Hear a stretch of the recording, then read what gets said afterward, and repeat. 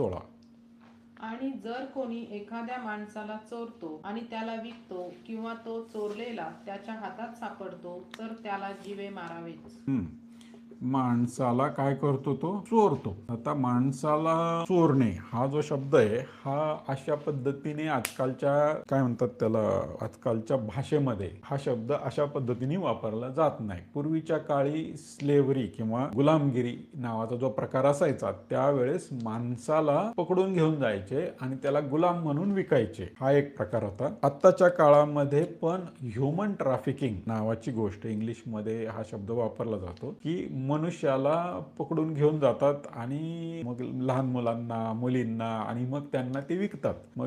मग जी कुठे त्यांना कशा ठिकाणी त्यांना कोणी घेणार सापडेल म्हणजे ते अवैध धंदे करणारे लोक जे आहेत ते अशा लोकांना विकत घेतात आणि मग त्यांना अशा पद्धतीने ते ट्रीट करतात की वागवतात की जेणेकरून त्यांना नाईलाजाने ते सांगतील तसं करावं लागतं. ते गुलामगिरीमध्ये गेल्यासारखं परिस्थिती होते. म्हणजे आत्ताच्या काळातही हा प्रकार चालू आहे.